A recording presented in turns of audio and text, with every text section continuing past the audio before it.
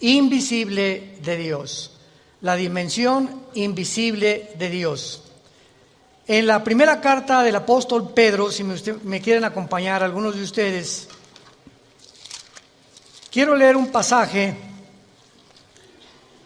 donde Dios nos recuerda nuestra posición como cristianos y la importancia de guardar nuestro corazón.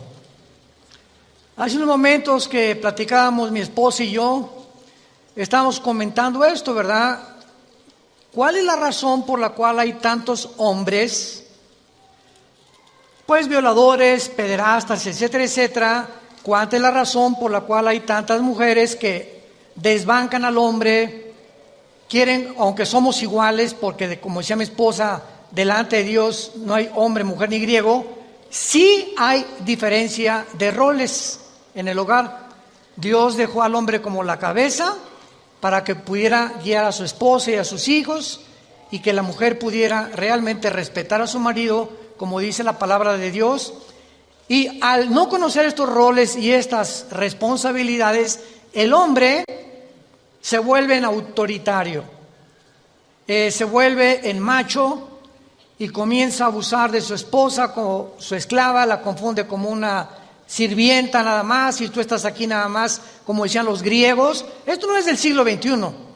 Los griegos decían, la mujer no sirve más que para cuidar a los niños y para la cama. Esa era la filosofía de los griegos. Entonces estamos enfrentando problemas sociales que vuelven otra vez a ser desenterrados por Satanás, porque él es el autor del robo, de la muerte, de la violación y de todo lo que existe, y comenzar a dividir la familia, que ese es su propósito principal. Crear odio del hombre a la mujer, y que la mujer comience a ser envenenada, creyendo que realmente los hombres son los culpables, cuando detrás de todo esto se encuentran poderes de las tinieblas, y lo único que va a proteger a nuestras hijas y a nuestros hijos es la oración de nosotros y nuestro testimonio. Cuando los hijos ven que tu matrimonio no es lo que ellos esperan que sea y quieren tener un matrimonio igual, se decepcionan los hijos. Cuando el papá no ama a la esposa y los hijos ven que la esposa no ama al esposo, se dan cuenta que tu matrimonio es una farsa y que tu cristianismo no funciona. Y los hijos crecen inseguros y comienzan a ser abusados, ¿verdad? Por la falta de protección de la oración de los padres. Dice la Biblia que cuando los padres oramos por nuestros hijos, la oración es lo único que los protege y que los cubre con la sangre de Cristo.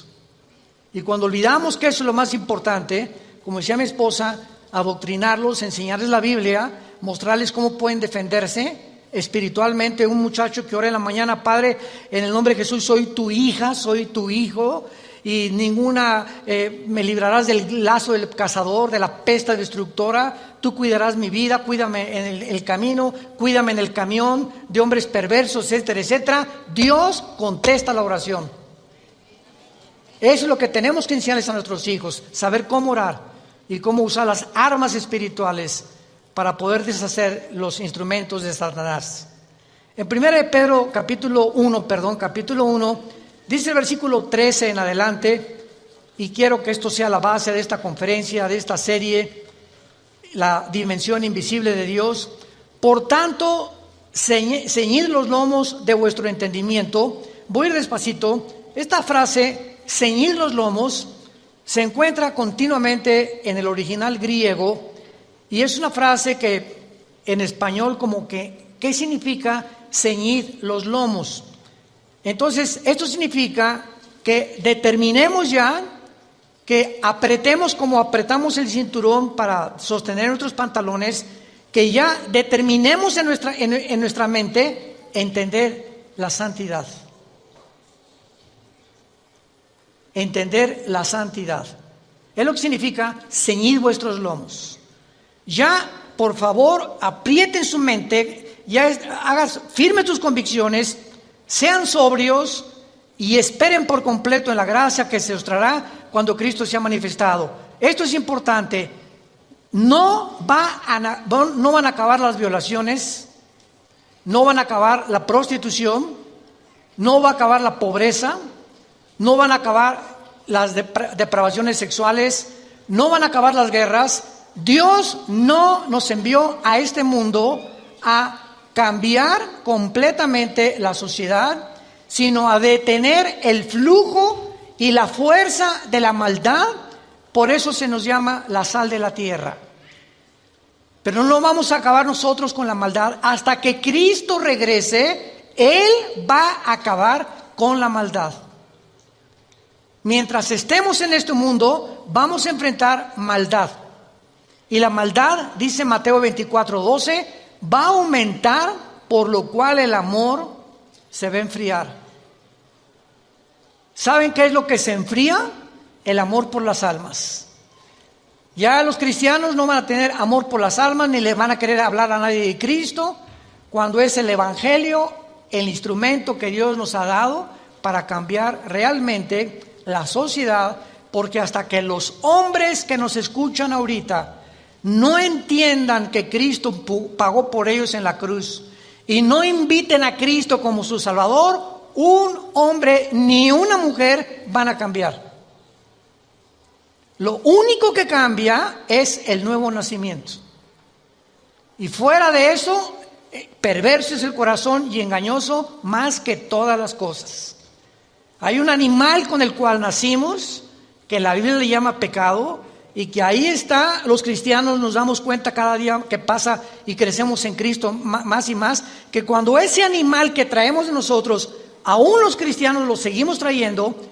Por ejemplo, tú tómate 2 o 3 copas de más, o trata de usar alguna droga, le abres la jaula al animal.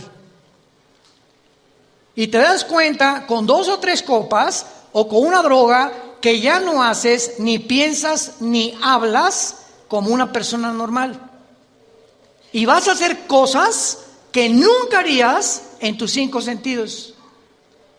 Es lo que Pablo nos dice en Filipenses capítulo 1. Yo no soy como el que tiene confianza en la carne. Traemos un animal dentro, todos. Unos ya lo han domado, unos lo tienen enjaulado, unos lo tienen. El Espíritu Santo nos fue dado para ese animal poderlo amarrar y que no lo dejemos suelto, porque viene la anarquía. Es como un caballo salvaje que lo deja suelto y que sale, ¿verdad? Hay que meterle el freno al caballo, causarle dolor al caballo para que el caballo responda. Esto es lo que Pedro nos quiere decir. Aprieten ya los lomos de vuestro entendimiento, sean sobrios y esperen. Estamos viviendo una época donde estamos esperando que este mundo sea cambiado por Jesucristo.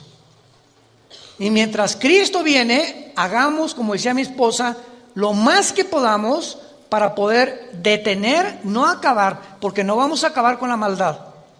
Detener con nuestras oraciones y nuestro testimonio y la predicación del Evangelio, que la maldad no se reproduzca ni avance con la fuerza que está avanzando. Tenemos que aumentar las reuniones de oración en nuestras iglesias.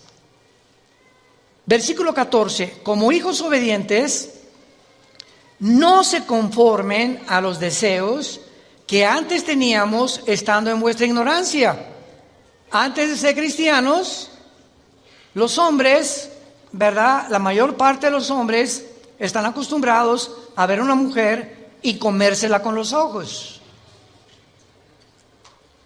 La mayor parte de los hombres ven a las mujeres, y las mujeres no se dieron cuenta, hace 30 o 40 años, no se dieron cuenta que la forma como se visten también, y no estamos diciendo, ¿verdad? Ay, pues qué hombres tan cochinotes. Es que la mujer tiene su participación también. Dice 1 Timoteo 2 que las mujeres se vistan con ropa decorosa.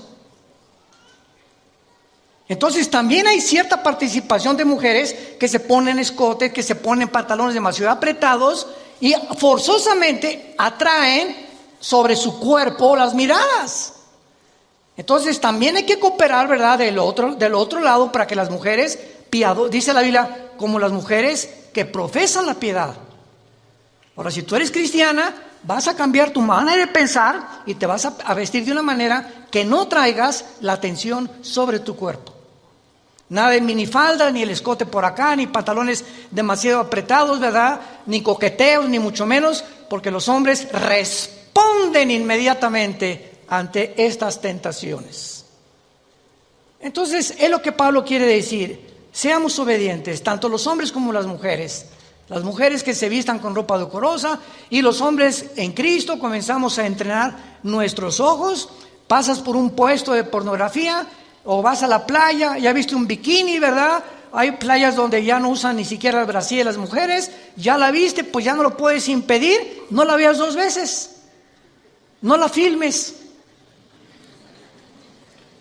Ya la viste, y eso requiere entrenamiento. Volteamos y ya no quiero pensar en eso, no quiero seguir viendo eso. ¿Por qué? Porque me va a hacer daño.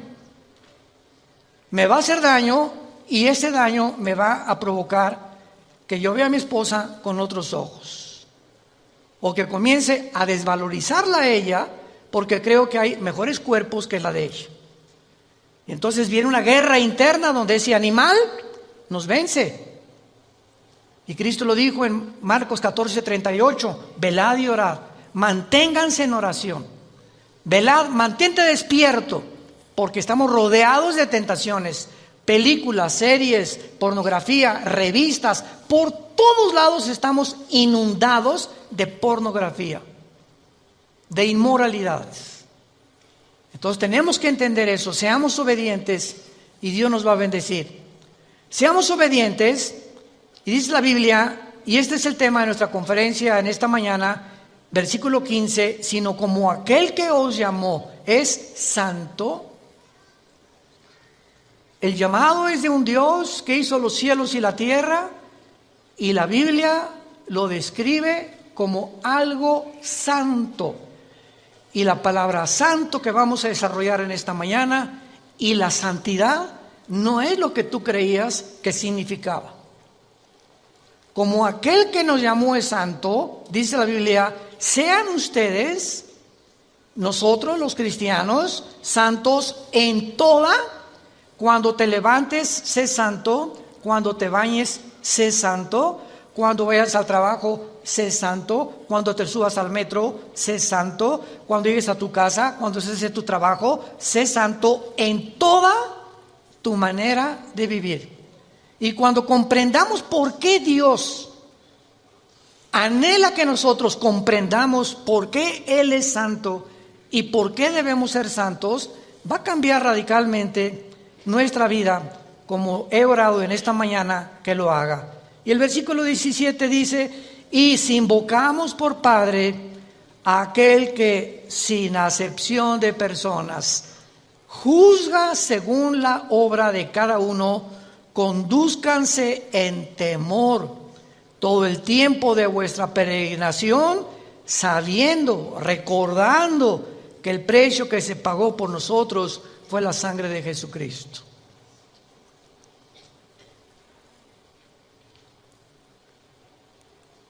Una de las doctrinas más importantes de la Biblia es el temor de Dios. Me costó a mí mucho trabajo comprenderlo hace muchos años. Proverbios 1:8, el principio de la sabiduría es el temor de Dios.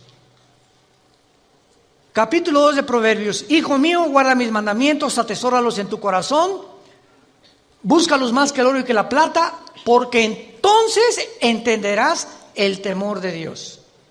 Entonces vemos que esa frase, el temor de Dios, comenzamos a pensar que Dios nos manda que tengamos miedo de Él, ¿no es verdad? Porque cuando dice el temor de Dios es el principio para que comencemos a tener decisiones sabias en la vida, tenemos que entender el temor de Dios relacionado con la santidad. Entonces hay 2 frases diferentes porque en el hebreo y en el griego, en el original, son diferentes. Una cosa es tenerle miedo a Dios y otra cosa es tener el temor de Dios. Síganme con mucho cuidado. Las personas que le tienen miedo a Dios se alejan de Él porque tienen miedo de Dios. Y las personas que tienen temor de Dios se acercan a Él porque conocen su carácter y saben que no pueden andarse ni salirse con la suya y que Dios nos ve desde que nos levantamos hasta que nos acostamos, lo que pensamos, qué hacemos, qué meditamos, qué libros leemos. Él tiene un monitoreo de nosotros, de los billones de personas que habitamos ahorita el planeta, que somos como 7.500 millones de habitantes.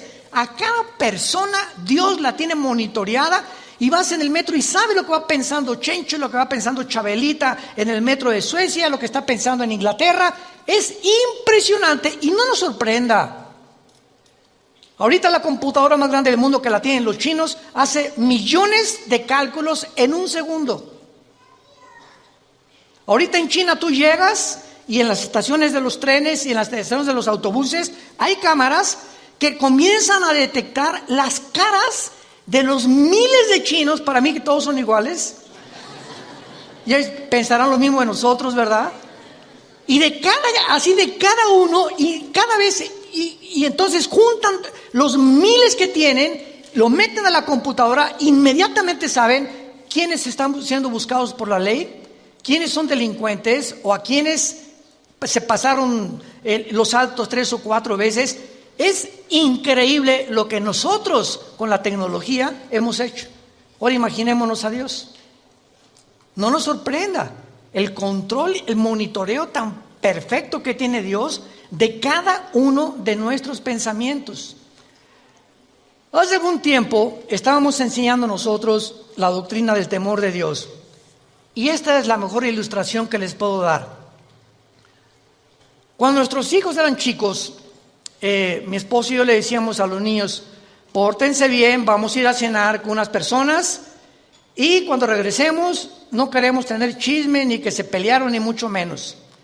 Y muchas veces regresábamos, mi esposa y yo, y encontrábamos cojines desplumados, o etcétera, etcétera, porque cuando nos íbamos, pero nada más estaban esperando que arrancara el carro para gritar: ¡viva Zapata! Libres por fin. Cuando regresamos, hicimos algo. Vamos a poner cámaras de televisión en el baño, en la sala, en la cocina y en el jardín. Cuando nosotros regresamos, parecían San Clotilde y San Carmelita, nuestros hijos. ¿Qué fue lo que originó su cambio de conducta? El sentirse vigilados. Cuando sabes que te están vigilando, no harías las cosas que haces cuando ni siquiera sabes que estás vigilando. Y muchos de ustedes hacen las cosas que hacen porque creen que Dios no los ve. Si tú supieras en tu corazón realmente que Dios te ve, no harías las cosas que haces escondidas. Pero las haces porque ya perdiste el temor de Dios. Ese es el temor de Dios, si lo quieres apuntar. La conciencia que Dios nos observa las 24 horas. Y como sé que Dios me está viendo, yo voy a caminar delante de Él lo mejor que yo pueda, porque sé que no lo puedo engañar y que todo lo que siembre lo voy a recoger. Ahora, muy bien, este concepto del temor de Dios y de la santidad de Dios, desgraciadamente la religión popular comenzó a promulgar que la Iglesia, me refiero al Vaticano desde luego, tenía o se podía adjudicar el derecho de hacer santas a las personas. Y entonces, a través de muchos siglos, se moría una persona.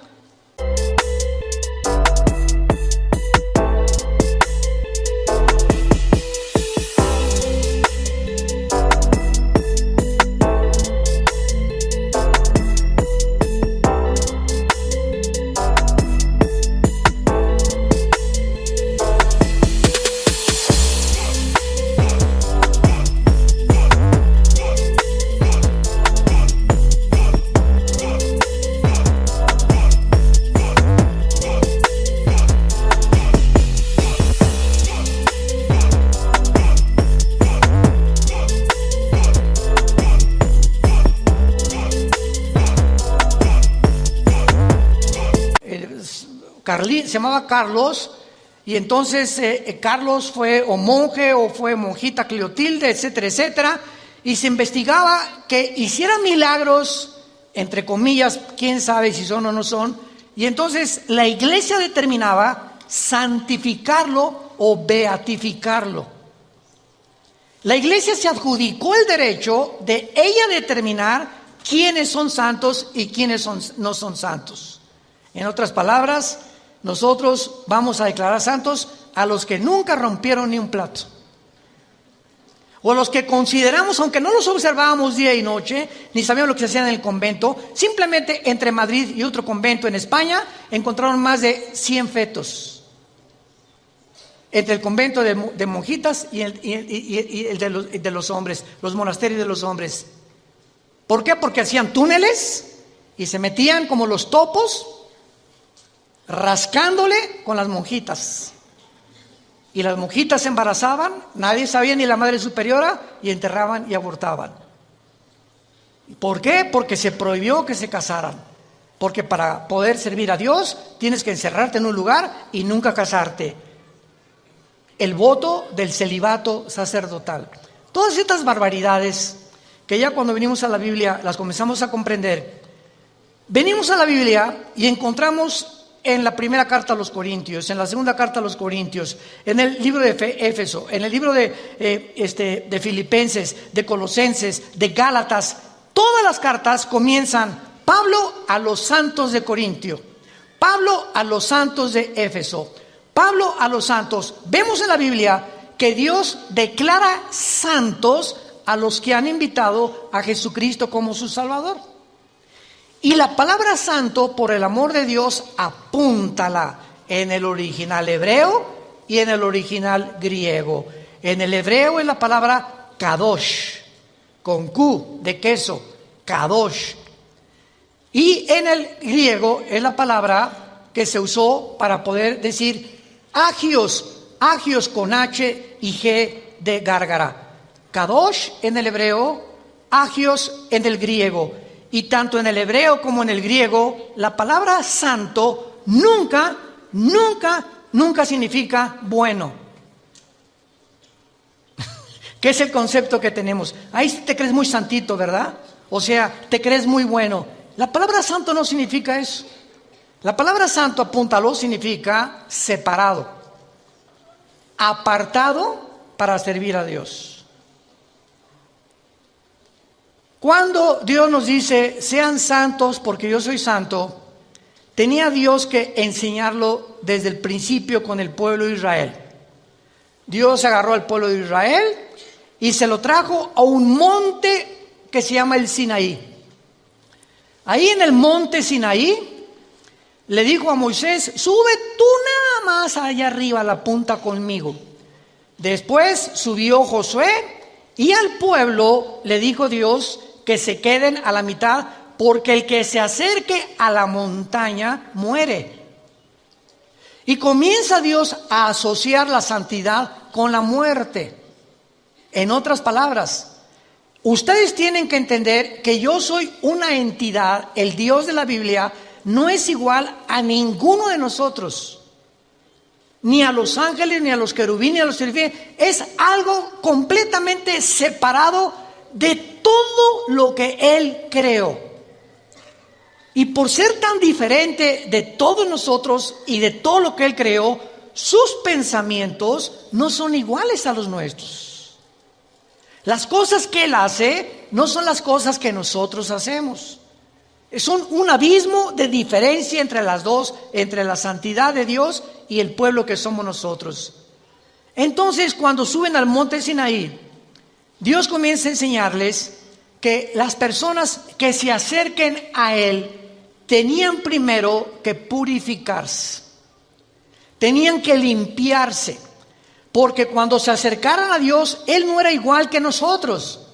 Dios tenía que hacernos entender que somos pecadores, que tenemos maldad, que tenemos un animal dentro, y que antes de que yo me acerque a Dios, necesito decirle, Señor, 1 Juan 1, 8 y 9, si confesamos nuestros pecados, Él es fiel y Él es justo para limpiarnos de toda maldad.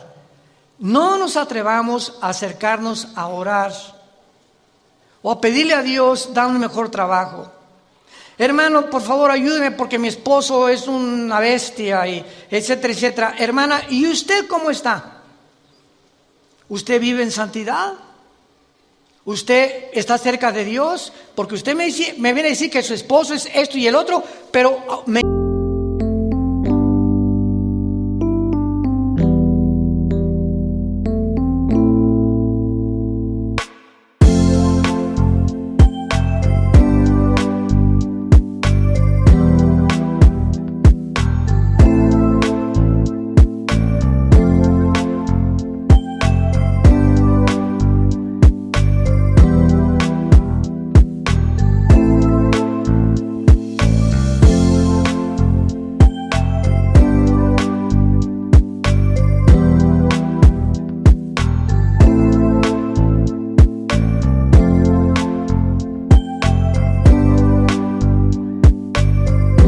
importa a usted, porque es la tendencia de nosotros primero tratar de arreglar la vida de los demás cuando nuestra propia vida está de cabeza.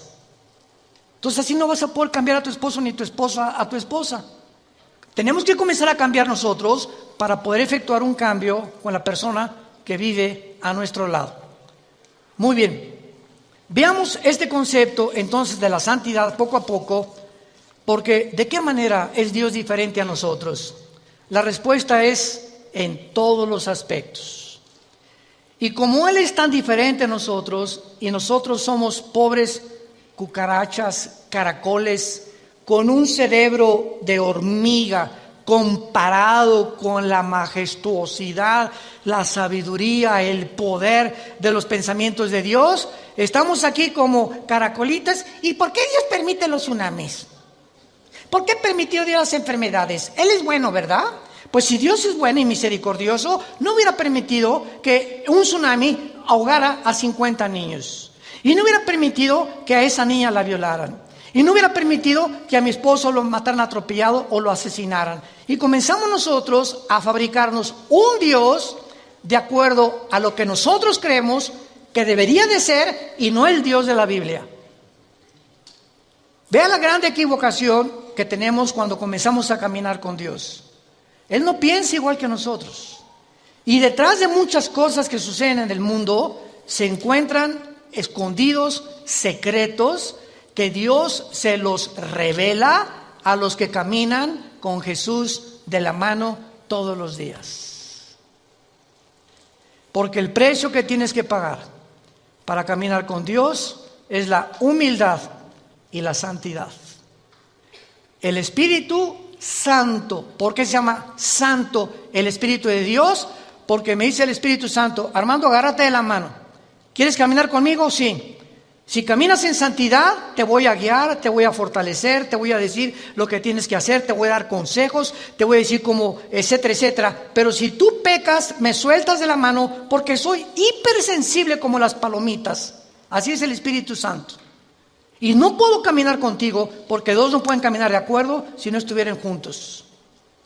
Para caminar con alguien tienes que estar de acuerdo con la persona que caminas. Y si quiero que el Espíritu Santo me guíe, me fortalezca y me enseñe, tengo que entender la santidad, porque Él es santo, santo, santo.